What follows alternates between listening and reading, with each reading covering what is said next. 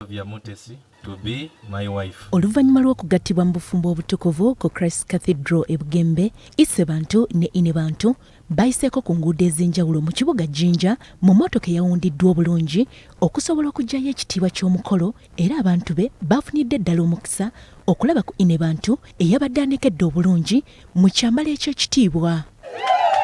Oluvannyuma baasembezza abagenyi baabwe mu lubiri eigenge mu Jinja ku mbaga ey'ekitiibwa eyeetabiddwako ebikonge okuva mu Bwakabaka bwa Buganda nga bakulembeddwamu Maama Nnaabagereka, omukubiriza w'olukiiko lwa Buganda Oweekitiibwa Patrick Luwaga Mugumbule, Ssaabawolereza w'Obwakabaka Oweekitiibwa Christopher Bwanika, abakungu okuva mu gavumenti, Omugo wa Bunyoro Margaret Adieri Karunga, Maama wa Omukama wa Tooro, Omugo Best Kemigisha Akik, abalangira n'abambejja b'e Busoga, ababaka ba Paalamenti n'abantu okuva mu Kyabazinga mu biti eby'enjawulo. Omukolo gw'embaga gutegekeddwa mu ngeri ey'ekitiibwa ennyo, era abatimbi n'abayooyoosa ekifo bakoledde ddala omulimu, era buli eyalabye omukolo guno yasigadde abanyeenyeza mutwe olw'omulimu ogw'ettendo gwe bakoze ne bagirayo ddala ekitiibwa ky'omukolo.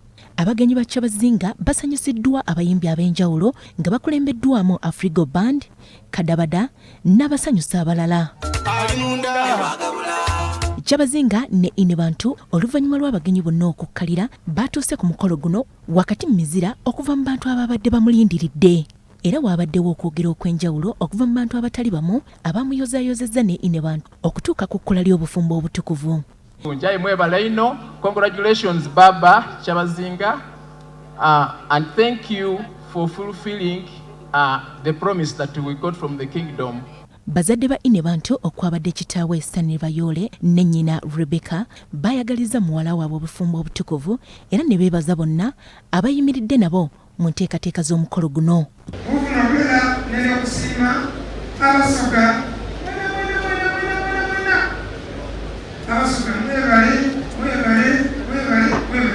Abaana balaze nti basanufu era babeire enonta, ofumbanga emmere emala abaana beeyiguta baalya otamumena mutima.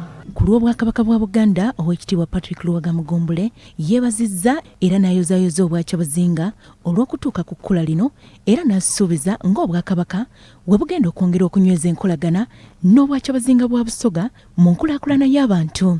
Obwakabaka bwa Buganda bujenyigiddemu bulungi nnyo, ekintu eky'enjawulo ennyo ekisinza okutusanyusa okulaba nga Maama Nnaabagereka ateekako omukono ku certificate ey'obufumbo bwabwe. Naye ate kyendabye ekyenjawulo ennyo nti ereese abafuzi ab'ennono bawerako, nti ekintu kino bwe tukyongera okukinyweza ne tubeera nti buli kitundu kyonna kifunye amaanyi n'amaka, kirabika nti federo etandise okubeerayo ey'ebikolwa. Naye ekigambo kiyitibwa byabuwangwa abantu bakyagala nnyo, kugamba tobawaliriza.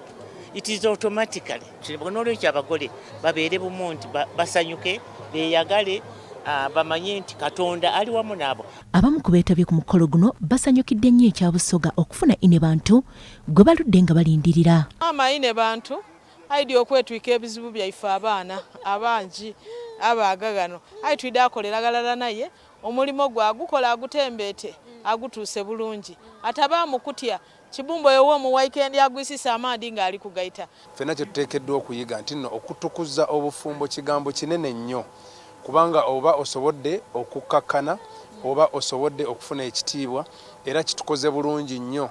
Kyabazinga isse bantu ekisegese ekitaliibwa nsolo yona yona, iyiga lya nte eritaliibwa nseete, bweni bwa mwiko obutatya byokya William Wilberforce Kadumbula, Gavulana Diopo Wookuna, ayogeddeko eri abagenyi be n'obusoga okutwaliza awamu, era yeebazizza bonna abakwasirizaako obusoga mu nteekateeka y'omukolo guno. Mwebale emirimu egy'enjawulo gye mukoze, era gyona tugisiimye, era nga nduuba nti twidda kwongera okutambulira awalala. Nongera okwebaza era ak'enswiso ba civil servants ku bakulu no mwaweereyo mwena mwena, mwakoze omulimu munene. Kyabazinga asabye abantu be okukolera awamu okusobola okutwala Busoga mu maaso. Bw'ati yeebazizza ine bantu olw'okukkiriza okugattibwa naye mu bufumbo obutukuvu, era n'akakasa nti obusoga bulayire nga ine bantu waali. Nduuba nti tutakoma lwaleero kuba Busoga tulina buti ensuula empyaka tugitambuze tukulaakulanye ebitundu byaife. Nti obusoga bulaire nga ine bantu wali ine bantu Jovia Mutesi mu kwogera kwe annyonnyodde engeri gye yasinkana mu Kyabazinga n'engeri gye baakwataganamu. Nakoba nti ani gwe nayogeraku naye ankubire ku torch mu nsonga eyo nje nkozi nsigale Makerere era omukwano gwe nafuna gwe nayogera naye yali ni baba awo niwe nayaganira my best friend baba. Bw'atyo yeeyamye okubeera maama omulungi eri abantu b'e Busoga.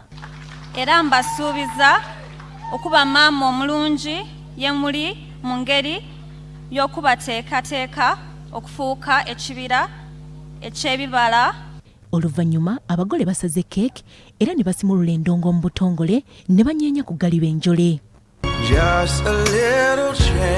Kyabazinga wa Busoga funvuwa ebyanda n'ebyanda. Sandra Nabaggala, BBS Terefayina, Ageesigika.